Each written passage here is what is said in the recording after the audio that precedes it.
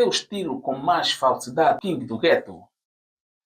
O estilo com mais falsidade é mesmo o kuduro, porque o kudurista é capaz de aceitar e cantar na tua atividade em troca de um prato de arroz com feijão, que é o prato típico dos kuduristas.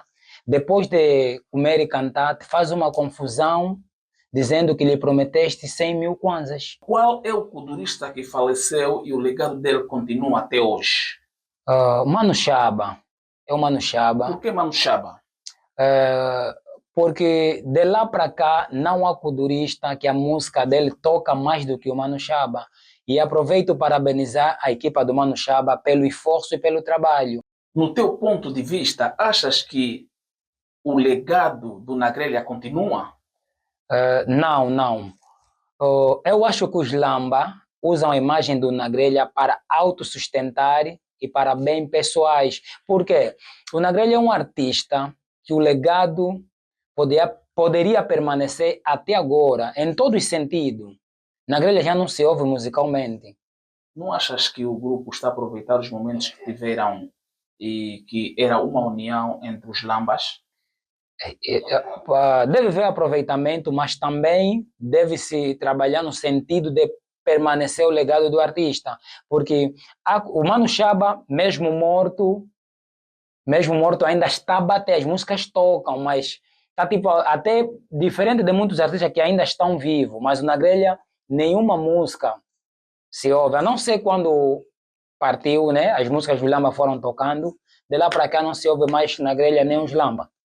Qual é a situação mais triste que já acompanhaste no funeral de um kudurista e no funeral de quem? A situação mais triste foi no funeral do Pega Leve, onde o pai profeta, em vez de ficar triste, estava mais feliz. E eu até às vezes desconfio que o pai profeta sabe da partida prematura do Pega Leve. Por que és contra o kuduro? Por que eu sou contra o Kuduro Pincel? Porque o Kuduro Pincel atrasou a minha vida e a vida de muitos kuduristas, principalmente em Viana. Principalmente em Viana. E como vejas o kuduro hoje?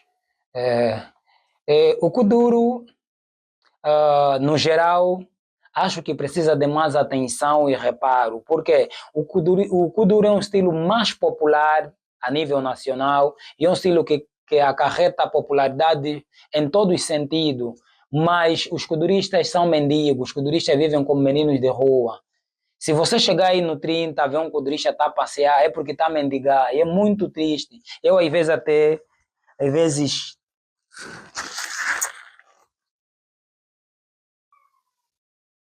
choro, né? Eu choro com a situação de certos colegas. É só Deus, é só Deus. Quais são os seus maiores sonhos? Os meus maiores sonhos é se posicionar entre os melhores do município de Viana e um dia fazer algo muito grande para o kudurista Litilson. Eu vejo o kudurista Litilson como uma estrela que Viana tem, mas por ele estar em mãos erradas, né? Ele não consegue brilhar de um sentido próprio, não consegue ter um brilho único, porque muitos kuduristas em Viana são gananciosos, são invejosos, por isso não conseguem meter o Litilson lá no top, né? Momentos mais tristes? Momentos mais tristes, agora estou feliz, porque feliz num bom sentido, né? É um momento que eu vivi com o kudurista Pega Leve e a Samara Panamera. Esses kuduristas parecem anjos, mas são demônios. São demônios, não sabem estar, eles sentem-se dono da fama, que nunca vão baixar, e é triste. Qual foi o benefício da vossa estreia na Bicuduro? Mulheres, naquela altura a gente fez mais sexo do que dinheiro, porque era a fase da pandemia, nós aí aproveitamos, e também o corista, não sei se é por azar ou sorte, no fim da música ele fala, vão ter que nos dar mulher, então as meninas ouviam aquela parte da música, se entregavam mesmo, em quantidades. Quais são as coisas negativas que já fizeste? Muitas coisas negativas, e me arrependo. Já fumei, já roubei, graças a Deus nunca matei e me arrependo de tudo que eu fiz, né? De todas as coisas negativas que eu pratiquei e graças a Deus saí daquela situação, né, que muitos não conseguem ou não conseguiram sair, perderam a vida insistindo no mundo do crime, praticando coisas negativas. Fala um pouco do tempo em que tiveste no mundo do crime. É, não aconselho pessoas a continuarem nem a entrarem, porque o mundo do crime é uma perdição, porque tu vives como um escravo, perdes noite, fazes coisas que nojento, que você acha que é boa coisa, então não aconselho ninguém. Aquilo foi um tempo que eu perdi e não ganhei nada. Só nunca cheguei distante porque houve intervenção de familiar, mas já tive mais de 5 vezes detido, algumas vezes inocente, e eu ia mais por causa de luta, porque é assim, quando eu era o pilha, acontecia que nós dormíamos dentro dos cemitérios quando os polícias nos procuravam, tipo, os polícias da nossa zona, quem conhece bem a zona do Camama, né? Tem um bairro que é próximo do cemitério. Quando os polícias estavam nos dar corrida, nós pulávamos dentro do cemitério e passávamos a noite aí, eles não conseguiam entrar. Saíamos lá às 5 horas. E há momentos que a gente cozinhava, até praticamente namoravam com as nossas pequenas aí dentro do cemitério. E é uma vida que, tipo, tu vais conseguir mesmo só para comprar coisas mínimas. E são coisas que também não demoravam conosco. E, infelizmente, todos os meus amigos que eram mesmo brada, brada, brada, acabaram por cair, perderam a vida. E eu sou o único sobrevivente, é porque Deus me ama. Como conseguiu sair do mundo do crime? Consegui sair por intervenção de alguns líderes religiosos ou de uma igreja que eu fazia parte, que é a Igreja Profética Vencedora no Mundo, do Dr. Juiz Profeta Enoque. No dia que eu fui convidado para participar na igreja, eu tinha um valor, gastei. Alguém me ofereceu mais valor, gastei. Na terceira vez eu economizei aquele valor, consegui sair do Golfo 2 até no Rocha Pinto a pé. Quando bateu 6 horas da manhã, a minha mãe ligou dizendo que os SIC vinham na minha casa às 3 horas, pronto para me matar. Não sei se é SIC ou pessoas que se fizeram passar por SIC.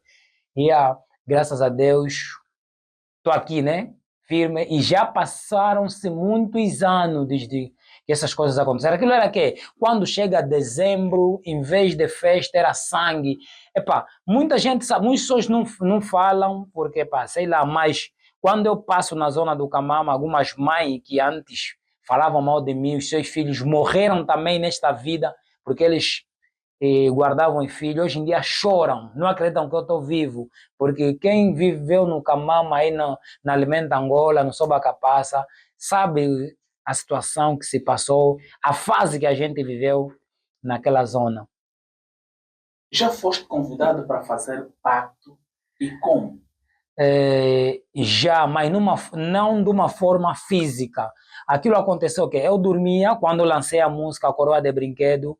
Eu tive um sonho. Os meus sonhos não é por acaso. Eu tive um sonho, apareceu alguém, não viu o rosto, não viu o rosto, só uma voz, disse: Tu já és, só te falta uma projeção. Se você aceitar que o teu filho morra, vamos te dar um outro filho. Meteram duas imagens semelhantes, assim, uma do meu filho. Se tu aceitar que o verdadeiro morre, vamos te dar um outro filho. Eu disse não, eu comecei a chorar e comecei também a orar no sono ao mesmo tempo. Neguei, disse eu não posso, eu não posso, eu não posso. E quando chegou de manhã, o meu filho acordou com algumas atitudes negativas. Começou a sabular e ficou tipo alguém que não está batendo bem da cabeça.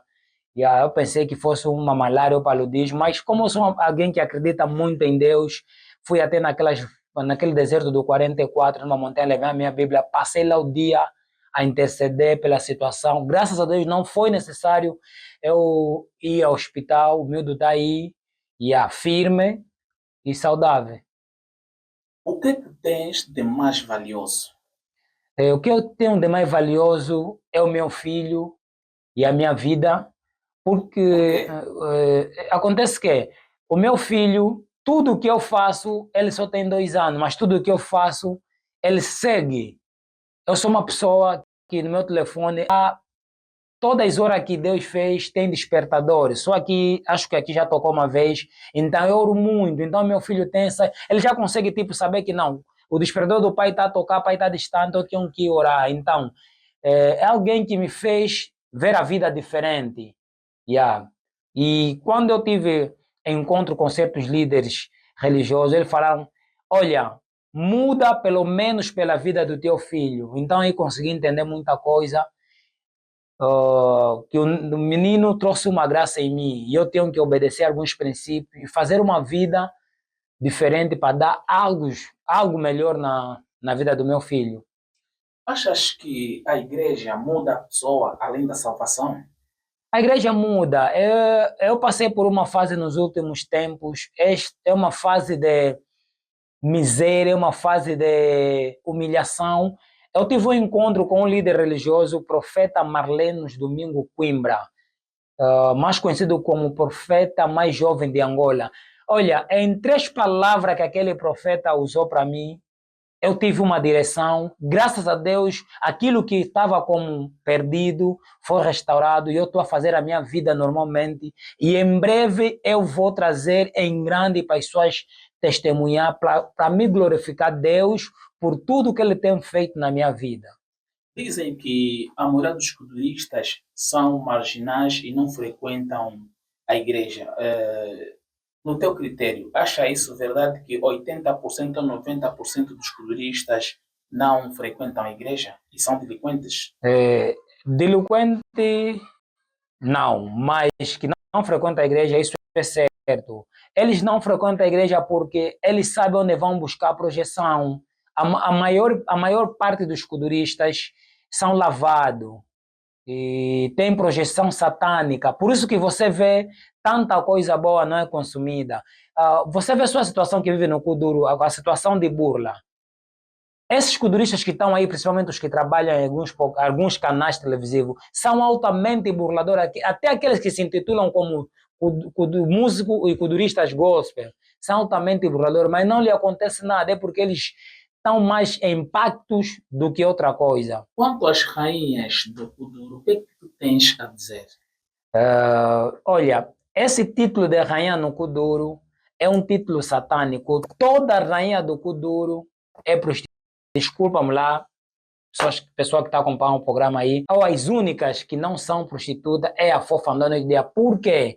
Porque elas não é elas próprias que se intitularam como rainha. Nós é quem demos o título de rainha nessas duas, na noite e dia, na Fofandó. Agora, essas todas as rainhas que nós temos no Kuduro, podem fazer uma pesquisa, o produtor faz uma pesquisa, vai ver que são prostitutas. Elas não são donas no que concerne a música, são donas nas prostituições. No que elas fazem, elas brincam com o rosto de senhores, recebem as coisas grandes em troca dos seus... Porque esses corpos dessas kuduristas são corpos já quarta, quinta mão, são corpos mal usados.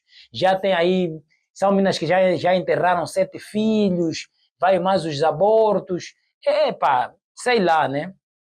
Achas que o Kuduro dá mesmo dinheiro para a pessoa viver de uma boa vida? Não, Kuduro não dá dinheiro. Vamos lá fazer um reparo direito. O Kuduro é o estilo mais popular e mais mediático, é o estilo mais importante do país. Mas vê lá os kuduristas, vivem como mendigo. Até de preferência um mendigo do 1º de maio, ainda aparece pessoa que lhe presta atenção. Os kuduristas não, os kuduristas são desprezados. Eu aconselho os kuduristas em fazerem negócio, vão lá na Cabala, levam roupa, compram aquela roupa usada, vão lá na cidade da China, compram um negócio, vão lá despachar, porque se nós continuar pensando no Kuduro, vamos acabar com fome e outros. E é uma coisa, o kudurista até frunco pede ajuda, até um fruncozinho pede ajuda, e não podemos viver assim. Se você vê essas passagens aí, vamos ajudar o kudurista fulano, vamos que... Não é doença grave, às vezes é só um pequeno frunco, às vezes dormiu a fome, ele acorda com aquela ideia de pedir ajuda.